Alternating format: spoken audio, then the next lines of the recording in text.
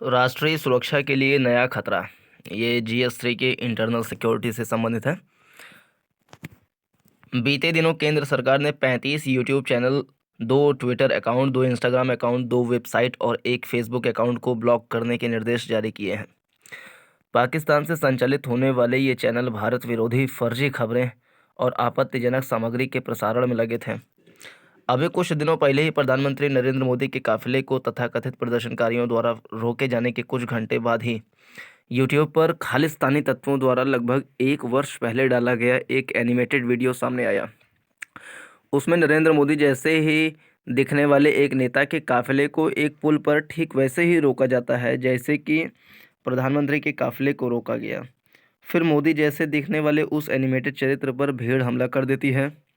इस वीडियो को एक समय पर अलकायदा और इस्लामिक स्टेट जैसे आतंकी संगठनों द्वारा प्रकाशित की जाने वाली टेरर मैनुअल्स की श्रेणी में रखा जा सकता है, जिसमें वे अपने अनुयायियों को आतंकी हमलों को अंजाम देने के नए नए तरीके बताते रहते हैं।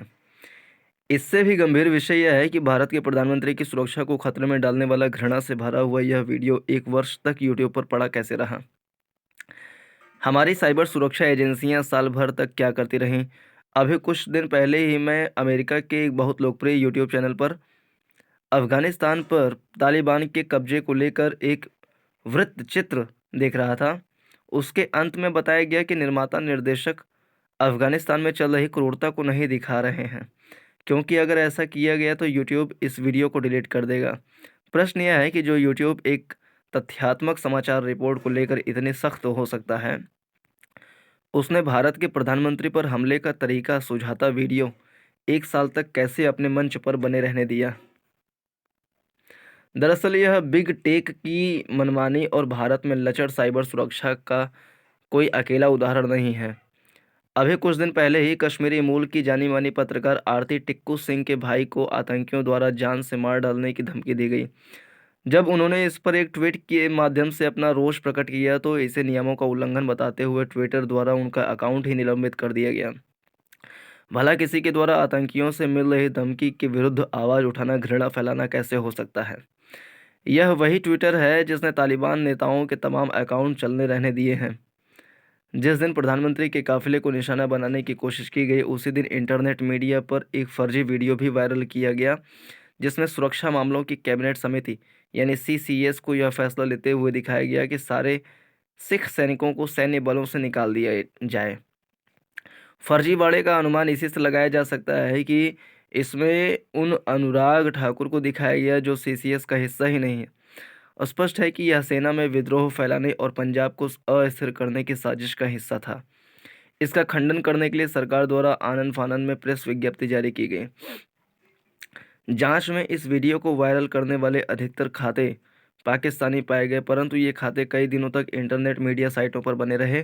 यह बताता है कि हमारी सुरक्षा एजेंसियों को इन इंटरनेट मीडिया कंपनियों से त्वरित सहयोग मिल मिल पा रहा है नहीं मिल पा रहा है।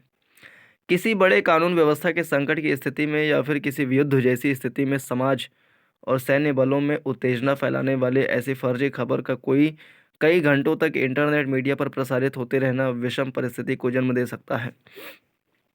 समस्या सिर्फ इतनी ही नहीं है। हाल में बुल्ली बाई नामक एक ऐप चर्चा का विषय रहा। इस ऐप के माध्यम से पिछले कुछ महीनों से कुछ असामाजिक तत्व अल्पसंख्यक समुदाय से आने वाली कुछ महिलाओं के चित्र इंटरनेट पर डालकर उनकी बोली लगवा रहे थे। यह सामने आते ही सुरक्षा एजेंसियां हरकत में आईं और इस घृणित कृत्य में लगे आरोपियों को धर दबोचा गया। फिर पता चला कि बहुसंख्यक हिंदू महिलाओं को निशाना बनाने वाले 50 पेज समूह और प्रोफाइल भी दर्जनों इंटरनेट मीडिया प्लेटफॉर्म पर कई वर्षों से सक्रिय हैं। हंगामा होने पर इनमें से चंद पेजों को निलंबित भी कराया गया, पर कई ऐसे पेज और समूह अभी भी सक्रिय हैं। जैसी तेजी से पुलिस ने बुल्लीबाई मामले में कार्यवाही की, उस रफ्तार से इंटरनेट पर हिंदू महिलाओं को निशाना बनाने वाले इन तत्वों को क्यों गिरफ्तार नहीं किया गया। वर्षों से सक्रिय इन पेजों, समूहों और प्रोफाइलों से देश भर की पुलिस बेखबर क्यों थी। हमारी पुलिस एजेंसियों की ब्रिटिश योगीन कार्यशैली, जिसमें सही गलत न देखकर कानून व्यवस्था बनाए रखने पर जोर दिया जाता था, अब इस सूचना क्रांति के युग में गंभीर सामाजिक उन्माद और विद्वेष को जन्म दे सकती हैं, जहां समाज हर कार्रवाई की निगरानी और विश्लेषण करता है। पुलिस अधिकारियों को समझाना होगा कि इस युग में इंटरनेट मीडिया पर तथ्यात्मक रूप से सही विमर्श को कानून व्यवस्था के लिए खतरा बताकर दबाया नहीं जा सकता। न ही एक तरफा कार्रवाई करके संवेदनशील मामलों को रफा दफा किया जा सकता है। न्याय व्यवस्था को लागू करने वाली एजेंसियों को ऐसे वामपंथी विमर्श से प्रभावित नहीं होना चाहिए जिसमें यह पहले से मानकर चला जाता है कि हमेशा अल्पसंख्यक ही बहुसंख्यकों द्वारा प्रताड़ित होते हैं। ऐसी प्रशासनिक चूक और इंटरनेट मीडिया कंपनियों की बेलगाम मनमानियां भारी अराजकता के रूप में प्रकट हो सकती हैं और कुछ सीमा तक होने भी लगी हैं। फिर रक्षा का कारोबार। फिलीपींस को ब्रह्मोस सुपरसोनिक क्रूज मिसाइलें बेचने का सौदा होने के बाद भारत अब दुनिया की बड़ी मिसाइल निर्यातक देशों में शामिल हो गया। रक्षा निर्यात के क्षेत्र में भारत की यह उपलब्धि मामूली नहीं है। हालांकि देश कई तरह के रक्षा सामान, उपकरण, हथियार और कलपुर्जों का निर्यात तो पहले से ही कर रहा है, पर मिसाइलें बेचने का सौदा पहली बार हुआ है। फिलीपींस के साथ हुआ यह करार रक्षा निर्यात को बढ़ावा देने की दिशा में मील का पत्थर है। यह इसलिए भी महत्वपूर्ण है क्योंकि देश को रक्षा क्षेत्र में आत्मनिर्भर बनाने के लिए पिछले कुछ वर्षों में सरकार ने कई बड़े नीतिगत फैसले किए हैं और हथियारों व रक्षा उपकरणों के देश में ही निर्माण यानी मेक इन इंडिया पर जोर दिया है। फिलीपींस के साथ हुआ यह मिसाइल सौदा इसलिए भी आम माना जा रहा है क्योंकि दूसरे एशियाई देश भी भारत से रक्षा सौदों में दिलचस्पी दिखा रहे हैं। थाईलैंड, वियतनाम और इंडोनेशिया जैसे देश भी भारत से मिसाइल खरीदने का संकेत दे चुके हैं। इन देशों को असल खतरा चीन से है, इसलिए अपनी सेना को अत्याधुनिक बनाना इनकी मजबूरी हो गई है। जाहिर है भारत के लिए रक्षा सामान और मिसाइल जैसे हथियारों का कारोबार करने के लिए बड़ा बाजार सामने है। पिछले 7 साल में भारत का रक्षा निर्यात जिस तेजी से बढ़ा है उससे साबित हो गया है कि अब हम इस क्षेत्र में आत्मनिर्भर बनने की ओर बढ़ रहे हैं। रक्षा क्षेत्र में भारतीय कंपनियों ने न केवल हथियारों बल्कि सिम्युलेटर, टारपीडो प्रणाली, निगरानी और नियंत्रण प्रणाली, अंधेरे में देख सकने वाले उपकरण, बख्तरबंद वाहन, सुरक्षा वाहन, हथियार तलाशने वाले रडार, तटीय रडार प्रणाली जैसे उन्नत प्रणालियों का भी निर्यात किया गया है।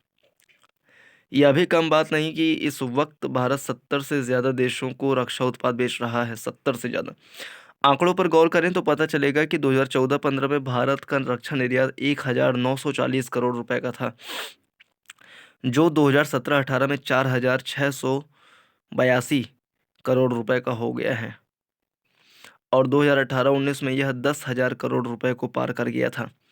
एक साल में 5,000 करोड़ से ज़्यादा के इस उछाल से उत्साहित होकर सरकार ने अगले 5 साल में 35,000 करोड़ रुपए सालाना के रक्षा निर्यात का लक्ष्य रखा। 35,000 करोड़ का लक्ष्य है अगले 5 साल में 2026-27 तक। गौरतलब है कि सरकार आकाश मिसाइलों की बिक्री को भी मंजूरी दे चुकी है और कई आसियान देशों के अलावा बहरीन, केन्या, सऊदी अरब, मिस्र, अल्जीरिया और संयुक्त अरब अमीरात जैसे देश भी इस मिसाइल की खरीद में दिलचस्पी दिखा रहे हैं। यह बड़ी बात है कि जो भारत कुछ साल पहले तक हथियारों की आयात पर निर्भर हुआ करता था वह आज ज़्यादातर हथियार खुद बना रहा है। इसी का परिणाम है कि आज भारत आर्मेनिया जैसे देश को भी रक्षा सामान बेच रहा है जो कभी रूस और पोलैंड जैसे देशों पर निर्भर था।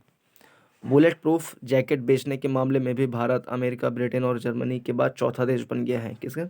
बुलेट प्रूफ जैकेट चौथे स्थान पर। इसमें कोई संदेह नहीं कि सरकार अगर देशी कंपनियों को प्रोत्साहन दे, रक्षा सामान बनाने वाली नई कंपनियां शुरू करने पर गौर करे तो भारत निश्चित रूप से बड़ा निर्यातक बन सकता है। पर इस कारोबार के लिए कंपनियों को प्रतिस्पर्धी बनाने के साथ ही उन्हें लाल फीताशाही के जाल से मुक्त करना होगा। भारत की बढ़ी अहमियत आईआर से संबंधित मध्य एशिया के 5 प्रमुख देशों Kazakhstan, Kyrgyzstan, Uzbekistan, Tajikistan, Turkmenistan ने हाल ही में भारत की मेजबानी में हुए एक सम्मेलन में शिरकत की। 27 जनवरी को हुए वर्चुअल सम्मेलन की प्रधानमंत्री नरेंद्र मोदी ने मेजबानी की। सम्मेलन में भारत और इन सभी देशों के बीच क्षेत्रीय सहयोग और अफगानिस्तान में मानवीय संकट से निपटने पर सहमति बनी। क्षेत्रीय सहयोग और मानवीय संकट। भारत और चीन दोनों मध्य एशिया में पहुंच मजबूत करने में जुटे हैं। चीनी राष्ट्रपति शी जिनपिंग ने 25 जनवरी को कजाकिस्तान, ताजिकिस्तान, तुर्कमेनिस्तान, उज्बेकिस्तान के नेताओं से वार्ता की थी। भारत के पास जमीन के रास्ते मध्य एशिया तक पहुंचने का रास्ता नहीं है। सड़क मार्ग से अफगानिस्तान और मध्य एशिया पहुंचने में पाकिस्तान अड़चन है। ऐसी सूरत में भारत समुद्री मार्ग से मध्य एशिया तक पहुंच बनाना चाहता है। सम्मेलन में भारत की निगरानी में बन रहे ईरान की चाबहार बंदरगाह परियोजना में आपसी सहयोग पर सहमति बनी है। समुद्र तक पहुंच बढ़ाने के लिए चाबहार बंदरगाह मुफीद है, क्योंकि अफगानिस्तान और ये पांचों मध्य एशियाई देश जमीन से घिरे हैं। भारत के लिए चाबहार बंदरगाह को विकसित करने का बड़ा मकसद इस इलाके में व्यापार और अपनी मौजूदगी बनाए रखना है। चाबहार के नज़दीक पाकिस्तान के ग्वादर में भी चीन की मदद से बड़ा बंदरगाह बन रहा है। अतएव व्यापार, सामरिक रणनीति और कूटनीति के लिहाज से मध्य एशिया की अहमियत काफ़ी बढ़ी हुई है। भारत की चाबहार इलाके में रेलवे लाइनों और सड़कों का जाल बिछाने में $50 करोड़ खर्च करने की योजना है। अफगानिस्तान में महिलाओं, बच्चों और अल्पसंख्यकों की हालत दयनीय बनी हुई है। साथ ही देश की बिगड़ती आर्थिक स्थिति भी चिंता का बड़ा कारण है। भारत सहित इन मध्य एशियाई देशों को आशंका है कि अफगानिस्तान के हालात का फ़ायदा उठाते हुए उसकी ज़मीन का इस्तेमाल पड़ोसी देशों में आतंकवाद फैलाने और नशे की चीज़ें पहुंचाने के लिए किया जा सकता है, क्योंकि अफगानिस्तान में 80% विश्व का जो अफीम होता है उत्पादन होता है अकेले अफगानिस्तान के अंदर में। दिसंबर 2021 में भी भारत ने विदेश मंत्री स्तर के सम्मेलन की मेज़बानी की थी। भारत इन देशों की आर्थिक और तकनीकी सहायता कर रहा है। सम्मेलन में अपनी बातें मनवाकर भारत ने चीन और पाकिस्तान को अपना बढ़ता प्रभाव दिखा दिया है।